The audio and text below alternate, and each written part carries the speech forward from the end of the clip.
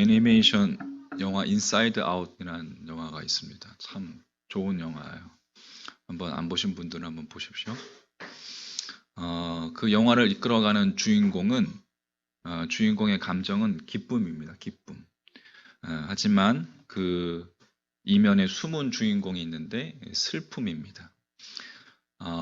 우리가 살아가는 이 시대는 언제부터인가 이 우리에게 긍정적인 감정만이 쓸모 있고, 다른 감정은 가급적 배제하도록 그렇게 강요하고 있는 것 같습니다. 교회에서도 긍정의 힘 이렇게 이야기를 하죠. 긍정적인 감정은 높은 생산성과 효율성을 가진 데 비해서 부정적인 감정은 의욕을 떨어뜨리고 우리를 힘들게 할 뿐이라고 그렇게 이야기합니다. 하지만 여러분, 우리 인간의 모든 감정은 다 나름의 가치가 있습니다.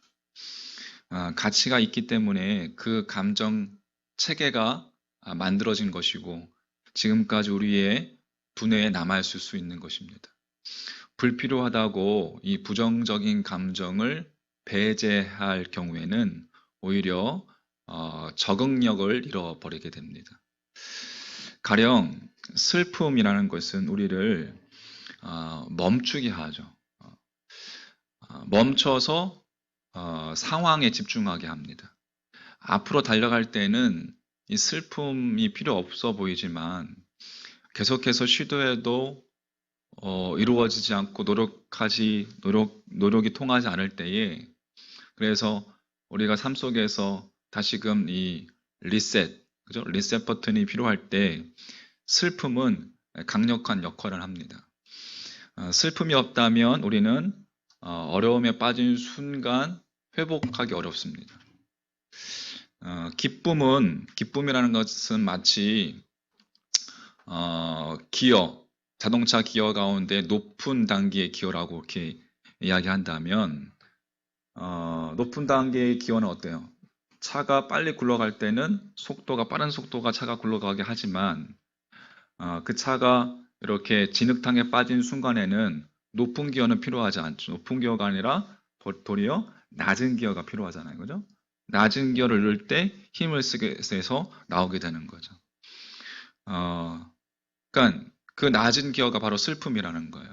높은 기어가 기쁨이라면, 슬픔은 우리가 잠시 멈춰서 또 다른 이들의 고통에도 공감할 수 있도록 그렇게 합니다. 슬픔이란 감정은. 그 슬픈 사람은 슬픔을 공유한 사람에게서 그 사람에게서 위로를 받을 수 있는 것이죠. 자신의 슬픔을 이해해주고 공유해주는, 공감해주는 이들에게 위로를 받게 되잖아요. 그래서 슬픈 사람을 위로하려고 한다고 해서 재미난 행동을 하거나 그런 것은 노력은 가상하지만 그 상대의 슬픔이 깊을 때는 그게 효과가 없죠. 효과가 없고 더 상대를 힘들게 할 뿐인 것입니다. 그럴 때는 슬픔이 도움이 된다는 거예요. 슬픈 사람은 슬픔에서 벗어나고 싶어 합니다. 조금 힘이 필요할 뿐이죠. 그래서 함께 슬퍼하면서 함께 위로할 때에 그 힘을 얻을 수 있는 거예요. 인사이드 아웃 영화에서는 이 작은 원 안에 슬픔을 가둬두는 장면이 나옵니다. 그런데 강한 사람은 그 슬픔을 가둬둘 필요가 없습니다. 오히려 그 슬픔을 이용해서 위기를 벗어나는 거죠. 그러니까 슬픔은 우리를 섬세하게 하기도 하고 또 위기에서 다시 출발할 수 있도록 우리를 돕는 역할을 한다는 거예요. 물론 그러기 위해서는 긍정의 에너지도 함께 필요하긴 합니다. 슬픈 감정만 가치 있는 것은 아니라는 것, 또 다른 부정적인 감정도 가치가 있습니다. 분노는 우리에게 에너지를 줍니다. 또 두려움이라는 것은 우리가 그 위험을 조심하고 또 미래에 대비할 수 있도록 그렇게 우리를 이끌어 갑니다. 혐오라는 것, 혐오스럽다는 것은 판단에 들어가는, 우리가 판단하는 것을 할 수 있도록 해주게 되죠. 그래서 피할 것을 효과적으로 피할 수 있도록 해주는 것이 또 혐오의 감정입니다. 그러니까 이 모든 감정을 우리가 함께 사용할 때에 우리는 성숙하고 우리의 내면이 자랄 수 있는 거예요. 동의하십니까? 우리가 살아가는 삶이라는 것, 우리가 호흡한다는 것, 아름다운 것입니다. 믿으십니까? 네, 아름다운 것입니다. 시인의 눈에는 늘 아름답게만. 네.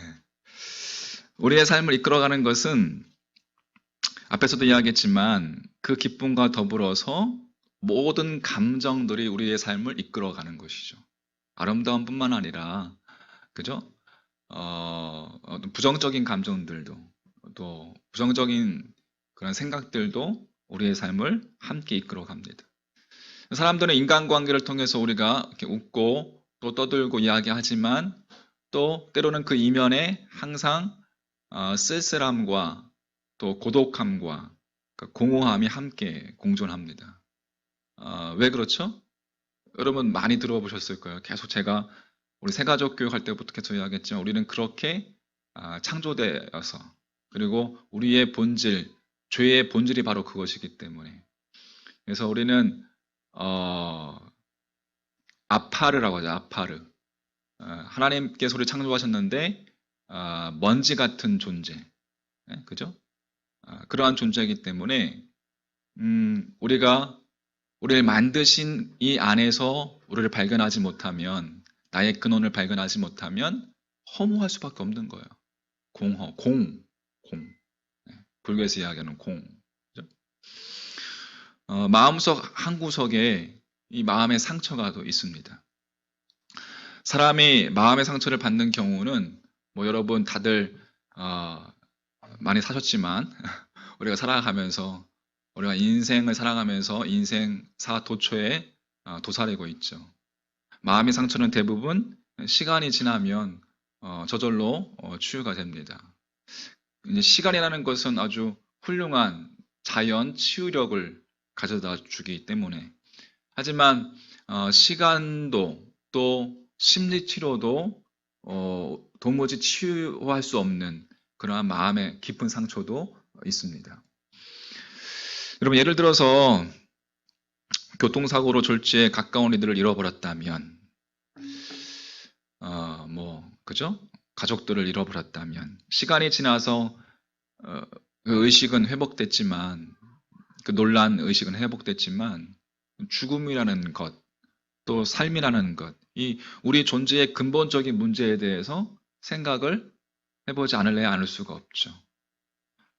고민하게 되고, 또 우리가 이렇게 숨을 쉬면서 그러한 고통 가운데, 예리한 고통 가운데, 그죠? 우리나라 전 국민이 좀 뭐랄까요, 슬픈 그러한 트라우마가 생긴 그런 세월호라든지 그러한 예리한 고통, 심리치료는 도저히 해결이 안 되죠. 죽음이라는 것, 여러분, 이게 그냥 사전적으로는 심장이 더 이상 뛰지 않고 뇌의 기능이 멈추어서 신체가 뻣뻣이 굳어가는 것. 사전적으로는 그렇지만 그 설명에 만족하지 못합니다. 도대체 죽음이라는 것은 무엇인가? 가까운 이들의 죽음이 계기가 되어서 우리는 그 의미의 세계에 들어가게 됩니다.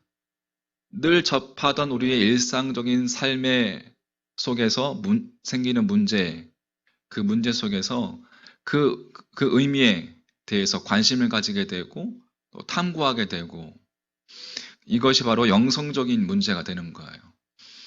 그죠? 우리의 일상적인 삶 가운데서 우리가 평상시에 접하지 못했던 큰 사건을 통해서 경험되어지는 그 의미에 대해서 우리는 관심을 가지고 그것이 영성적인 문제로 그렇게 승화가 되는 거죠. 인간은 한계 상황에 부딪히게 되면 그 문제의 의미를 탐구하게 되고 또 나름대로 어떠한 깨달음을 얻게 되는 경우가 있습니다. 깨달음을 얻었다고 해서 그 마음의 상처로 인한 고통이 완전히 사라지는 것은 아니죠. 적어도 그 깨달음이 완전히 나의 것으로 소화될 때에 그때까지는 완전히 그 상처가 아물지는 않는 것입니다. 이것은 깨달음이 머리의 수준에서 가슴의 수준으로 우리의 마음의 수준으로 깊이 들어가야 하지만 치유가 이루어진다는 것을 이야기하는 거예요. 여러분, 깨달음이 가슴의 수준으로까지 또 깊은 마음의 깊이까지 들어간 사람, 사물을 영적인 차원에서 볼 수 있는 그런 영적인 눈을 가지게 되는 것입니다.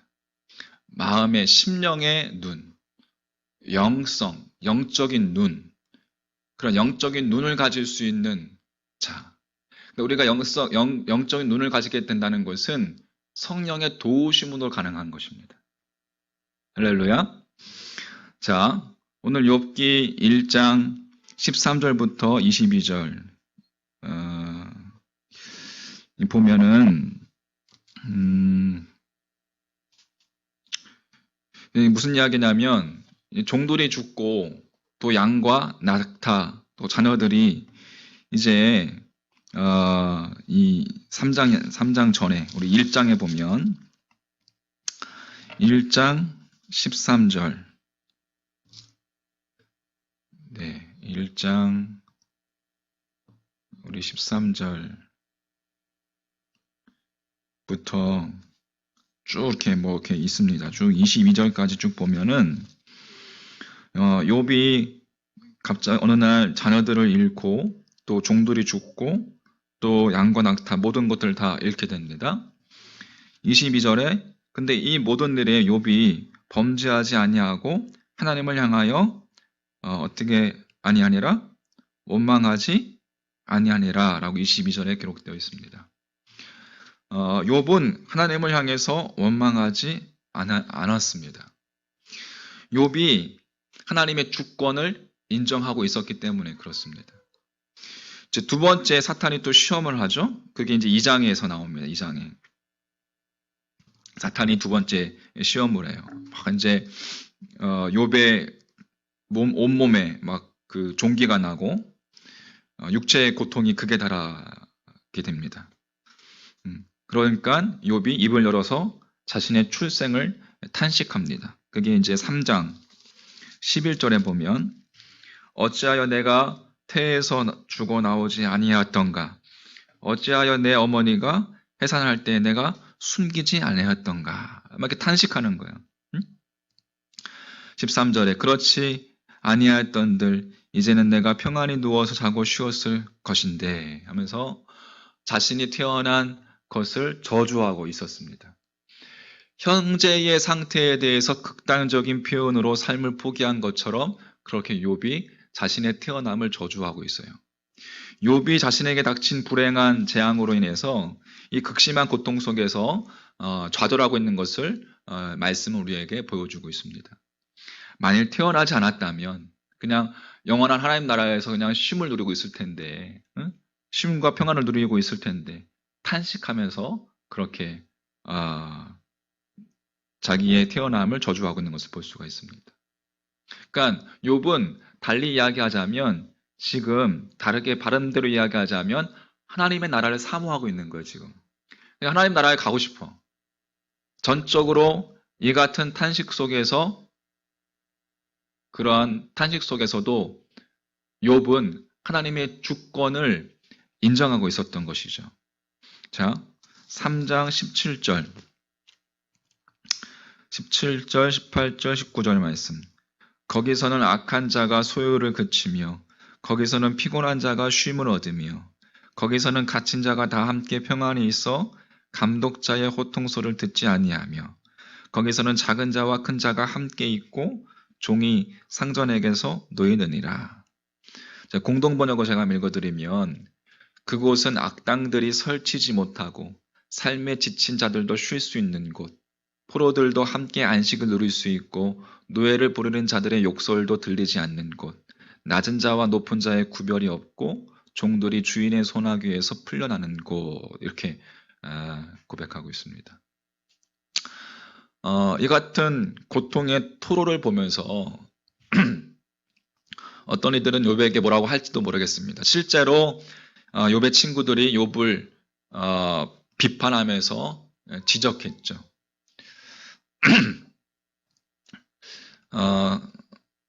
이러한 사실을 여러분 하나님께서 모르지 않았을 것입니다. 그러니까 하나님은 지금 이 수준의 욥, 고통을 토로하는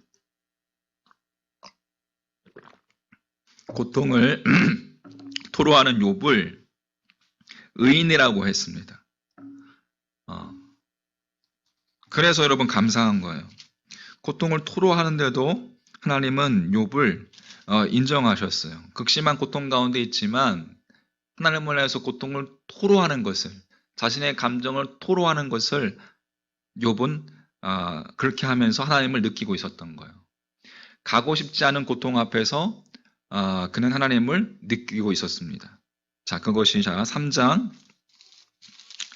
23절, 24절 말씀 보십시오. 23절, 24절. 하나님에게 둘러싸여 길이 아득한 사람에게 어찌하여 빛을 주셨는고?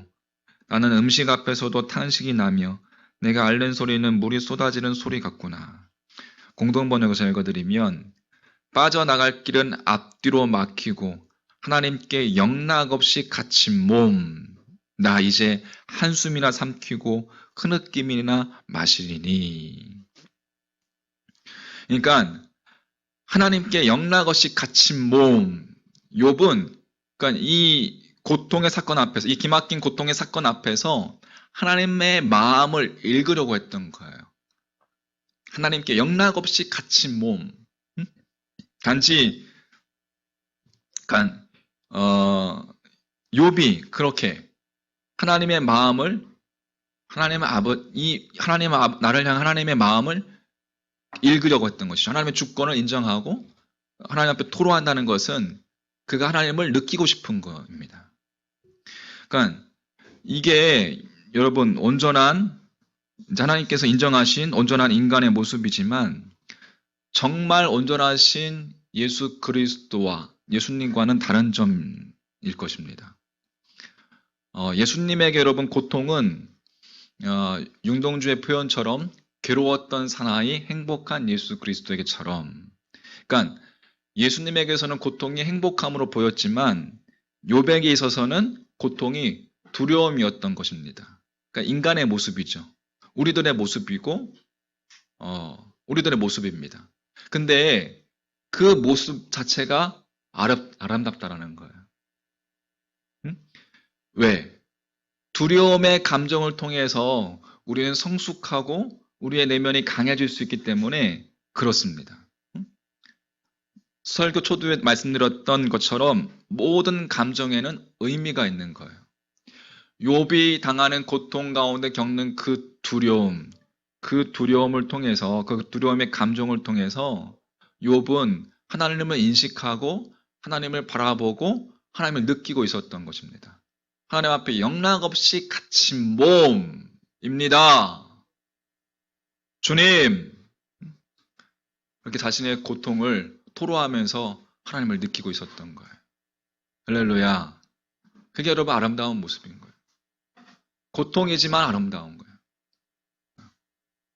고통이지만 고통을 피하지 않고 그 고통 속에서 하나님을 인식하는 것, 하나님을 느끼고 하나님을 만나려고 몸부림치는 것, 그것이 아름다운 거예요. 욥은 하나님께 영락없이 갇힌 몸, 그렇게 영락없이 갇힌 몸으로 살 준비를 하고 있었던 거예요. 욥이 원하는 길은 아니었지만 하나님의 주권을 인정했습니다. 하나님의 주권을 인정했어요. 하나님의 주권을, 하나님께서 어떻게 하실지, 하나님의 그 주권을 인정했다는 것이요. 여러분 이해가 되십니까? 크리스찬인 우리의 모습은 그렇다면 여러분 고통 앞에서 어떠해야 할까? 나 자신이 이해할 수 없는 그 고통, 고난 앞에서 여러분 어떻게 살아야 할까? 자, 결론을 한번 맺어보면 고통 앞에서도 하나님의 주권을 인정하시길 소망합니다. 어려움 앞에서도 두려움 앞에서도 하나님의 주권을 인정하시면서 고통 앞에서도 하나님께 영락없이 갇힌 몸입니다. 내가 원하는 길은 아니지만 그렇게 살아갈 준비가 여러분 되어 있으십니까? 내가 계획하고 내가 원하는 길은 아니지만 하나님께서 주신 길이라면 그렇게 살아갈 준비가 되어 있느냐는 거예요. 그걸 인정하느냐는 거예요. 소망하기는 그렇게 하나님께서 우리를 이끄실 그 손길을 인정하는 믿음 되시기를 주의 이름으로 간절히 축복합니다. 그게 아름다운 거예요. 내가 원하는 길은 아니지만 고통 앞에서도 혹은 내가 생각한 길이 아닌 길 앞에서도 주여 나는 하나님께 영락없이 갇힌 몸입니다. 하나님의 주권을 인정합니다. 라고 고백할 수 있는 것이 믿음이고 그것이 아름다운 거예요. 할렐루야. 우리는 생명의 뿌리인 하나님께로부터 나와서 이 세상에 살다가 죽으면 다시 생명의 뿌리인 하나님께 돌아가는 존재입니다. 그러므로 믿는 사람들에게 있어서 여러분 죽음이라는 것 혹은 고통이라는 것 혹은 죽음 후의 문제가 중요한 것이 아니라 그것을 준비하는 죽음을 준비하는 혹은 우리가 살아가면서 고통을 당할 때 그것을 통해서 우리의 삶을 어떻게 가치 있게 살 것인가 하는 것이 더 중요한 문제인 거예요. 할렐루야. 그럼 소망하기는 하나님께서 분명히 인도하실 거예요. 그것이 내 생각이 아니라 하나님의 생각대로 하나님께서 더 좋은 곳으로 인도하실 줄 믿습니다. 믿음을 가지세요. 믿음을 가지십시오. 뭘 망설입니까? 중요한 것은 그 하나님의 주권을 날마다 인정하고 내게 주어진 이 상황과 환경을, 삶을, 오늘에도 이야기했지만 내게 주어진 상황을 하나님께서 나를 성장시키기 위한, 성숙시키기 위한 필요한 과정이라고 수용하고 받아들이는 믿음이 중요한 거예요. 할렐루야. 여러분 그렇게 받아들이십시오. 하나님께서 나보다 날 더 잘 아시는 그분께서 나에게 주신 환경이고 상황이라면 이것을 통해서 나를 성장시키시기 위한 필요한 과정이라는 것을 믿고 그것을 묵묵히 주님을 따라가며 그 바른 과정을 거쳐갈 때에 결과까지도 책임져 주시는 하나님이신 줄 믿습니다. 믿음을 가지십시오. 지금 이 시간을, 이 순간을 여러분 소중하게 생각해요. 우리는 여러분 시간이라는 것, 그죠? 시간, 내가 잡을 수 없죠. 우리가 잡을 수 없잖아요. 그죠? 한번 그냥 흘러가면 끝나는 게 시간입니다. 근데 이 시간은 순식간에 흘러갑니다. 그죠? 순식간에 흘러갑니다. 우리 이제 얼마 있으면 또 우리 젤리가 이제 나올 텐데 순식간에 지나갔어요. 순식간에. 아마 이제 또 세상에 나오면 또 금방금방 클 거예요. 시간은 순식간에 흘러갑니다. 그죠? 마치 어제 꿈 꾼 것처럼. 여러분 다 그렇지 않습니까, 여러분? 엊그제 초등학생이었는데 언제 이렇게 아저씨가 됐어? 그죠? 배가 나오고 주여. 네. 저도 이제 막 이렇게 나와서 자, 한 번뿐인 것이죠, 인생. 그렇기 때문에 여러분, 지금 우리가 2020년 오늘 며칠 10월 21일 이 시간에 여러분과 저와 또 여러분과 여러분 서로 이렇게 만나고 우리가 이 공간에서 함께 예배드릴 수 있다는 것이 드린다는 것은 이건 놀라운 일인 겁니다, 여러분. 놀라운 일인 거예요. 이 시대를, 이 동시대를 함께 살아가는 이들. 그리고 이 동시대에 우리가 나와 너, 너와 나로 서로 알게 되었다는 것, 그리고 함께 하나님을 예배할 수 있다는 것, 놀라운 것입니다, 여러분. 단 한 번뿐인 것이기 때문에, 단 한 번뿐인 것처럼 우리가 우리 인생도 단 한 번뿐인 것처럼 그렇게 여러분 하나님 앞에, 주님 앞에 나아가시는 믿음 되시기를 주님의 이름으로 간절히 축복합니다. 오늘이 지나면 사라질 수 있기 때문에 단 한 번뿐인 것처럼 그렇게 한번 기도해 보시고, 단 한 번뿐인 것처럼 한번 그렇게 하나님 앞에 한번 믿음의 고백을 한번 해보시고, 단 한 번뿐인 것처럼 그렇게 찬양하시고 하나님께 영락없이 갇힌 몸, 하나님의 주권과 하나님의 우리를 인도하시는 그 놀라우신 그 인도하심을 인정해드리는 그런 여러분과 저의 믿음 됐으면 좋겠습니다. 할렐루야. 우리가 부모님을 인정해드리는 것, 그죠? 그게 부모님의 기쁨인 것처럼 우리가 하나님 아버지, 나를 만드신 이를 피조물이 인정해드리는 것, 하나님의 기쁨인 거죠. 하나님의 기쁨.